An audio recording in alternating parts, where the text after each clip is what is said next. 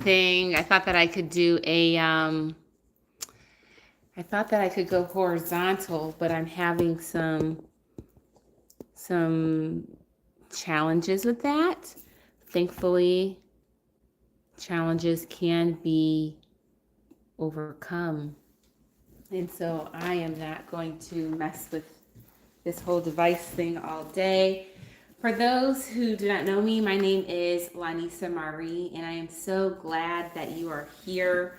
I want to share with you a little bit from one of my favorite books in the Bible because I believe that it will help you as you are starting into 2025. And even if you are seeing this and it is the middle of 2025 or it's a completely different year, I want you to know that when we start a thing, we should start with the end goal in mind, which is why I love Ecclesiastes. In Ecclesiastes, we believe that it's believed that the author is King Solomon, who's the wisest man who ever lived. When he was given the opportunity to ask God for anything, he asked God for wisdom. And over the course of King Solomon's life, he made many mistakes. And in Ecclesiastes, this is from the um, the mindset or the point in life where King Solomon's at the end of his life and he is sharing, like, listen, please listen to me. This is what I have observed. Take this in for yourself and learn from my experience. Now, in reading Ecclesiastes, it can come across as very depressing. There's a lot about just, things being meaningless, right? So I'm looking at Ecclesiastes 1, and it says, everything is meaningless. So these are the words of the teacher, King Solomon, King David's son who ruled in Jerusalem. And it's verse 2 of Ecclesiastes 1. Everything is meaningless, says the teacher, completely meaningless. What do people get for all their hard work under the sun? Generations come and generations go, but the earth never changes. The sun rises and the sun sets and hurries around to rise again. And I'm just kind of skipping through. In verse 8, it says, everything is wearisome beyond description. No matter how much we see, we are never satisfied. No matter how much we hear, we are never content. History merely repeats itself. It has all been done before. Nothing under the sun is truly new. Sometimes people say, here is something new, but actually it is old. Nothing is truly new. We don't remember what happened in the past, and in future generations, no one will remember what we are doing now. Now, when I think about this, I'm just kind of like, dang.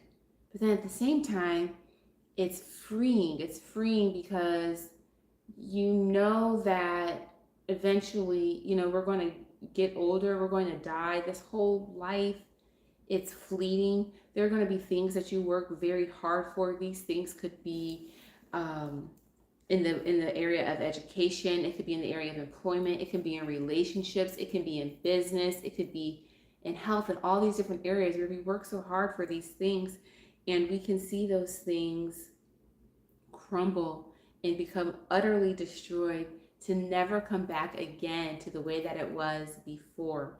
And so as we are stepping in or have already stepped into the new year, it's a time where people, they ended 2024 with vision board parties or prayer boards, sitting down and thinking about their goals, what they want to get after, and what they want to do in the coming year, how they want to serve, how they want to play, how they want to have fun.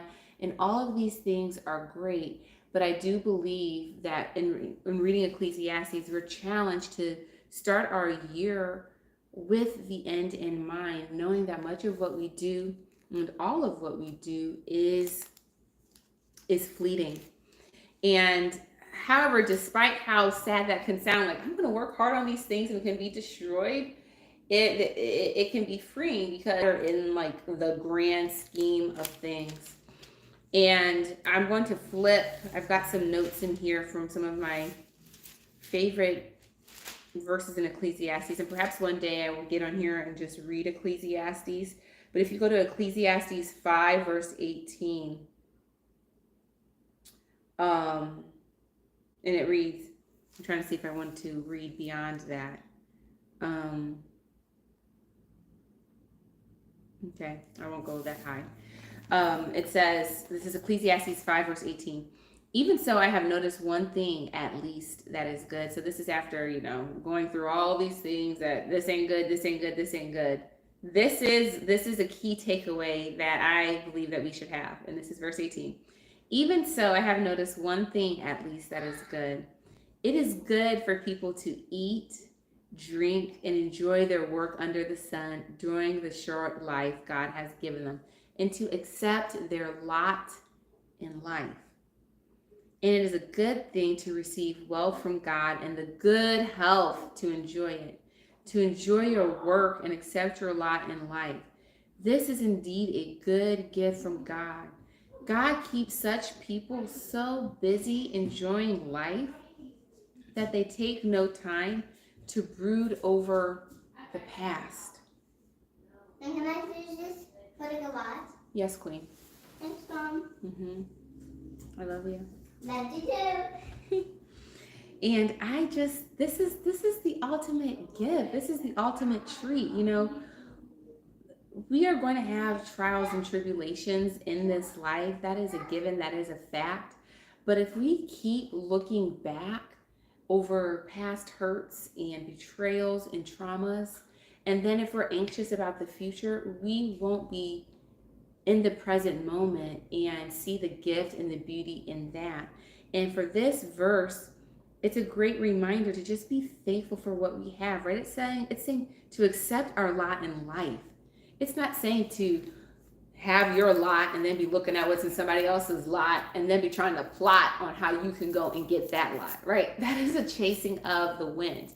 Obviously, we should pursue our goals and we should seek to grow, but at the end of the day, we have what we have before us, right? What's in my fridge right now is what's in my fridge.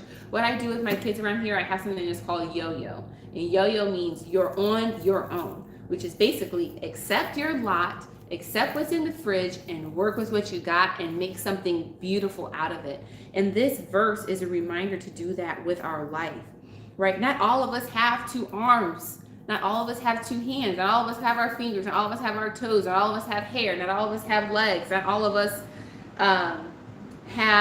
some of us don't have lots of money right now. Some of us don't have lots of free time right now. But with whatever we do have, we should use it to the fullness of our ability. There was a day that I was in here and I was doing a praise workout with my kids. It's called Grow with Joe. I like that. I like to get my steps in. I have a Facebook group. I encourage you to join it. It's called Step Up Daily 10K. And in this group, basically you are walking 10,000 steps per day and you just take a picture of how many steps you've got. I've got almost 5,000. And then you drop that picture in every day, very low touch, but you have built-in accountability. And so one day I was doing a Grow with Joe praise and worship workout. I had my boys join in on me. They were begrudgingly joining in. And I noticed that as they were moving their body, they were haphazardly just not really going all in. But they're younger than me. They've got working arms and working legs. They're able to jump and do all these things. And they're doing this workout with me.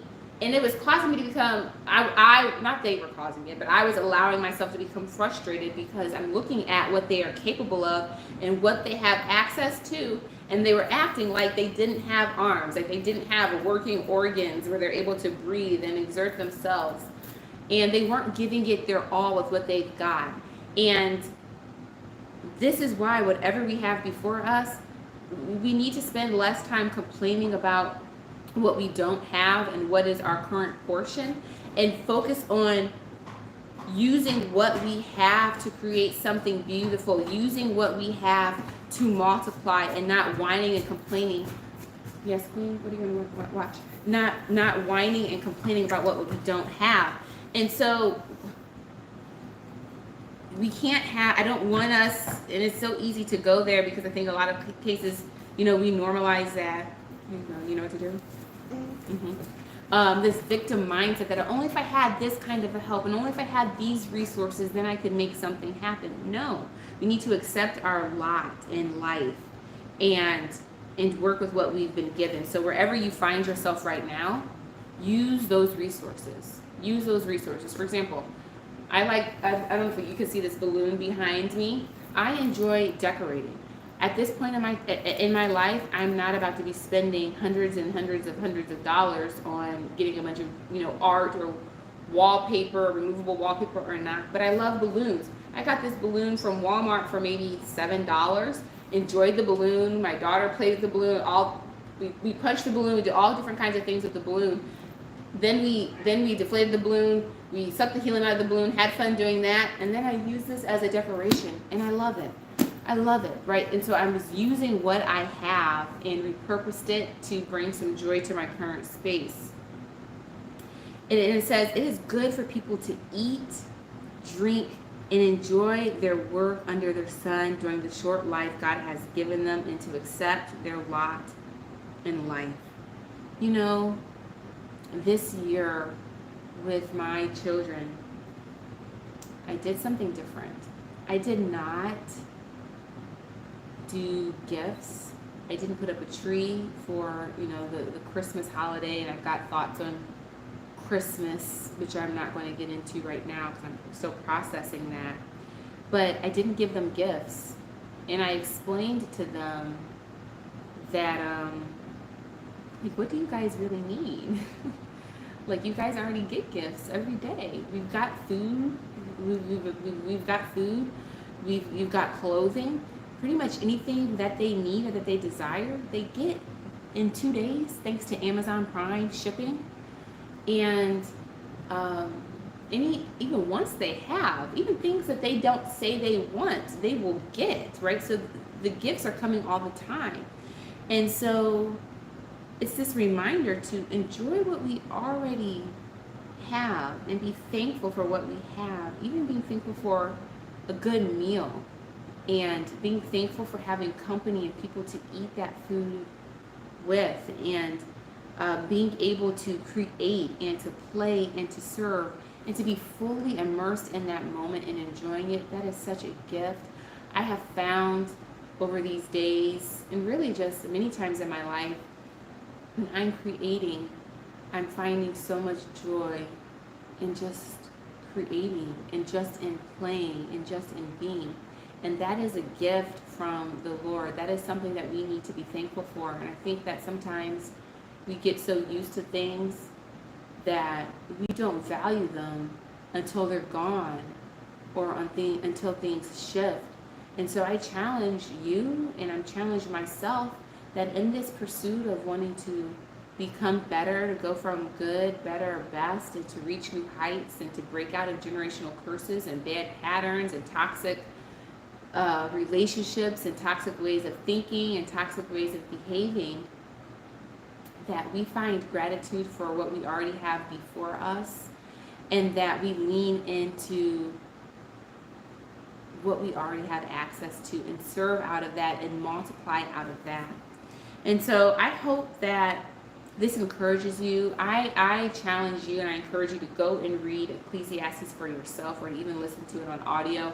I've listened to it a few times over the last week. It's about 35 minutes if you listen to it. And it's just a great reminder, again, to move with the end in mind. I'm just flipping through, but it's so good. This is Ecclesiastes 6, verse 9. Enjoy what you have rather than desiring what you don't have. This is good too. Just dreaming about nice things is meaningless, like chasing the wind, right? There's a verse thing in Proverbs talking about all hard work leads to profit. And so if we're just dreaming about nice things, but we're not working hard, then we're being quite ridiculous. And I'm not saying working hard, but we're not working hard or working consistently. There could be a level of ease to it, but that we need to continue to show up. Then there's another verse, Ecclesiastes 7, verse 29, where it says, God created people to be virtuous, but they have turned to follow their own downward path. And this is a reminder this year that don't go down those downward paths. If you gotta hide it and minimize a browser, sneak to do something, it's probably a downward path. You probably shouldn't be going down that path. And that's what I tell my kids, and they're on their tablets and tech and stuff like that. You're gonna get found out at some point eventually. So if you, I get kind of being jumpy if somebody, walks up on you, but if you're jumpy and you're trying to, shut things down, you're probably clowning and you're doing something that you shouldn't be doing. This is good too. Ecclesiastes 8 verse 11. When a crime is not punished quickly, people feel it is safe to do wrong. But even though a person sins 100 times and still lives a long time, I know that those who fear God will be better off. Oh, that is so good. Because y'all, people be out here doing wrong. People be out here acting foul. And at least for me, I'd be like, God, how are you letting these people get away with it? Don't you see what they're doing? And I have to remind myself that God is above my pay grade. God is up here. I got this umbrella thing down here. I once had the leaders tell me that as you're working with leaders, their realm, what they can see, is beyond what I can see, just naturally because of their position and what they have access to, right? I think about in Lion King when Mufasa, I think he was showing Simba like the land, right? They had a heightened view and could look around, right? So I'm a child of God. I'm on planet Earth. I already know that I have limited understanding. I already know that God's ways are not my ways. And so I have to remind myself not to get irritated, not to be frustrated, or not to be angry, or not to allow a root of bitterness to set in when I feel like people are getting away with stuff. Because it's above my pay grade, right? I'm at this level, but God's view is way beyond what I can see. And beyond that, I am looking at something from the present moment and how I have perceived the past. And my perception of the past could be off, and how I am taking in the present moment can be off, but God is seeing everything. And so I like that this is a reminder that even if people seem like they are getting away with things, they're sinning, they're not following God, or they're appearing to not fear the Lord, he's saying, listen, he knows that this is it. Those who fear God will be better off. I don't know what that better off looks like. It may not look like that situation changing or you getting immediate relief, but I'm going to take God's word for being God's word, and that those who fear God will be better off. And furthermore, in verse 13 it says, the wicked will not prosper, for they do not fear God. Their days will never grow long like the evening shadows. And okay, this is good too. And this is not all that is meaningless in our world. He's going off. In this life, good people are often treated as though they were wicked. And wicked people are often treated as though they were good. This is so meaningless. And I wrote in the margin, dang. Like, dang, man. Like, dang. And this is why we have to stay hidden in God's presence and really cast our cares and tell God everything, because facts. Facts. And so he says this. So I recommend having fun, because there is nothing better for people in the world than to eat, drink, and enjoy life. And I don't mean drink. I don't think drink as in like, getting drunk and being, whatever. We have to take things within context, right? God does not want us being drunk and not sober-minded. We're supposed to be sober-minded. But the message is to like, enjoy your life. Enjoy your life. Eat, drink, and enjoy your life. That way they will experience some happiness along with all the hard work God gives them under the sun. So I was talking about hard work earlier, but it says it right here. Along with all the hard work God gives them under the sun. We're going to have trials and tribulations. The work of our hands, it may be hard. There may be a level of ease to it, but we do have to work hard in this life. And so it's like in the midst of all the trials and tribulations and the working hard, maybe eat, drink, and enjoy our lives. If you go to Ecclesiastes 9, verse 7, it says, so go ahead, eat your food with joy, and drink your wine with a happy heart, for God approves of this. Wear fine clothes with a splash of cologne. I love that, because God is into fashion too. I was just telling my kids today that I'm a dress. I already like to dress playfully and nice, and it's not for other people. It's for myself. I mean, obviously, if someone gives me a compliment, I appreciate that compliment, but it's because I enjoy dressing up. And I was telling the kids, like, you know what, y'all, I'm a dress the way that I like to dress, and I'm a dress playfully, and I'm a dress fancy, and I'm a dress the way that I want to, what brings me joy every day. whether I am leaving the billionaire bubble, which is what I call my current dwelling place, or not. And I love that. Wear fine clothes with a splash of cologne. And I need me some new perfume. I really do. Smell good. And Ecclesiastes is a short book. I personally can get through it in like 15 minutes if I read it. Oh, but I'm telling y'all, it's one of my favorite books. I found it recently too. Um, what is it, that quote that's saying, stand on the shoulders of the giants that have come before you, something like that. Like, listen, listen. If you've lived long enough, right? You will know that you can look back over chapters of your life and be like, why didn't I listen? They tried to warn me. They tried to help me, and I ignored them. I didn't listen. I'd be around here talking to my children. I'm like, you guys, please hear me. Please listen. You're gonna have free will. You can go out and do whatever you want to do. You are free to do that. But I'm telling you that consequences are real, and there are good consequences for our choices, and there are negative consequences for our choices. Now, I do believe that even the ones that we perceive as negative or bad, God can work for our good. But that doesn't mean that we should willingly go and do things that can cause us harm or unnecessary delays because we just want to do whatever we want to do. And so reading Ecclesiastes is so great. I think it's something that we should listen to all the time because it's a great reminder on how to move throughout this world and how to not waste our life. I thought this was good too. It's Ecclesiastes 9, verse 11. It says, I have observed something else under the sun. The fastest runner doesn't always win the race, and the strongest warrior doesn't always win the battle. The wise sometimes go hungry, and the skillful are not necessarily wealthy. And those who are educated don't always lead successful lives. It is all decided by chance, by being in the right place at the right time. And so a note that I have for us as we're just in general is to pray to be at the right place at the right time. Because this verse is saying we can do all the things. We can train to become the fastest runner. We can lift the weights to become the strongest warrior and get all the weapons.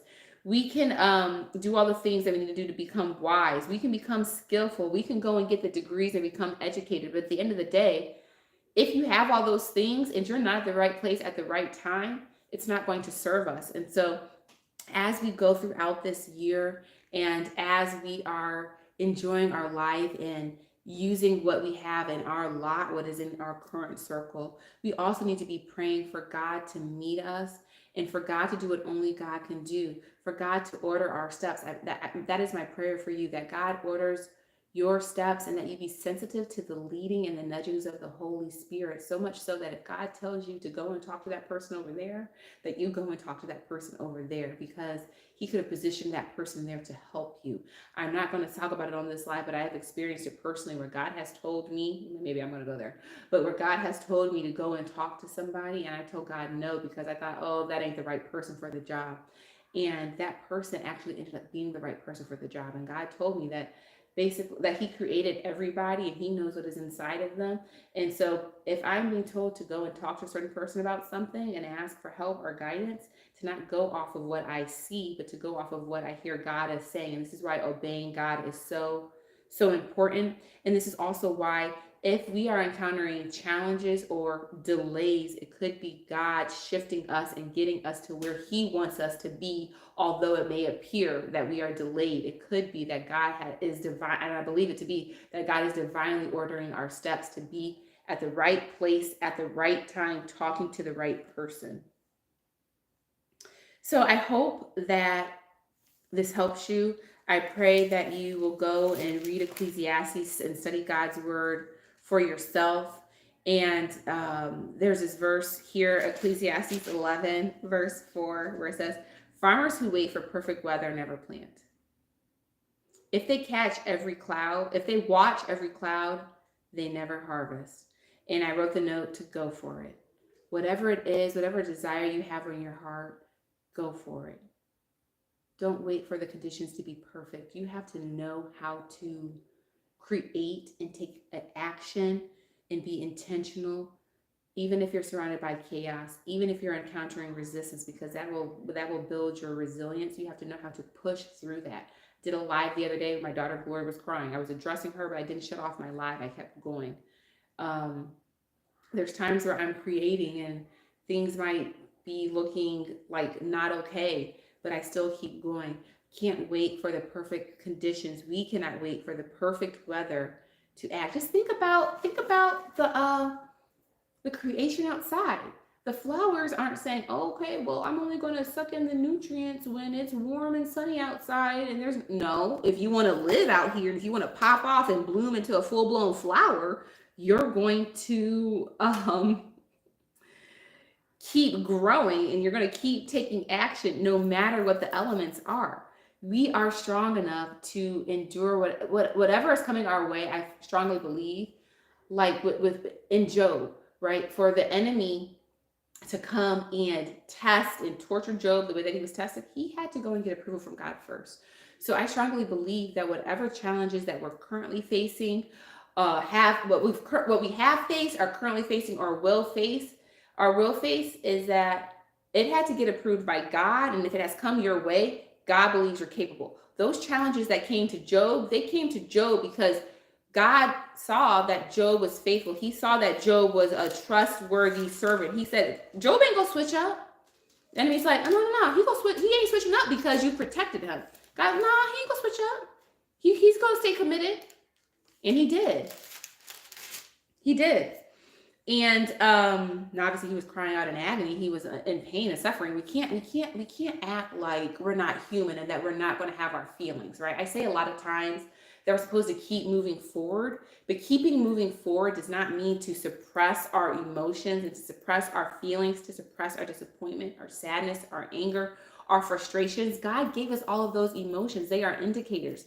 And so one of the reasons why I like walking is because I'm moving forward. I'm not sitting. I'm not just sitting down. I am moving forward. But as I'm moving forward, man, I be telling God like everything. I be like, yo, get your children, get your people. Like, I am frustrated with this. This makes me sad. I feel like you haven't protected me here. You're a father to the fatherless. And I feel like you got me out here looking real reckless. And I'll take accountability for my choices, but I'm talking to God like I'm talking to a friend. And I'm thankful for that opportunity.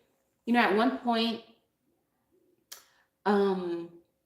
when I would go through challenges, I'd pick up the phone and I would talk to a couple of people. There were a couple of people whom I felt like I can talk to and tell my challenges to, and that they would listen. And I'm so thankful that they would call, that they would answer my calls and would listen or whatever. But I'm also thankful for the distance that I have been afforded from some of those close relationships, because it has forced me to go and talk to God for myself and about the challenges that I'm facing, and to pray and to ask God to help me.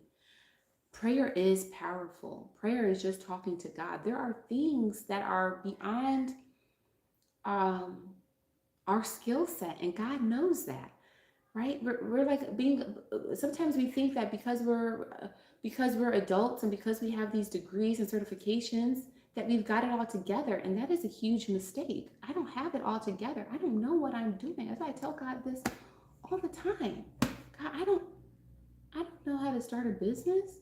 I don't know how to grow a social media channel. I don't know the proper hashtags to use. I don't know. I'll do my best to seek out the knowledge, but I ultimately don't know. So I need you to help me. God wants us to be empowered, but he also wants us to be humble enough to come to him and ask him for our help. My daughter, my children, I've got 2 sons and a daughter. I do my best to equip them and to help them to be empowered, and it is beautiful to see. But there are some things that no matter how empowered they are, they're going to need my help. They're going to need my adult help.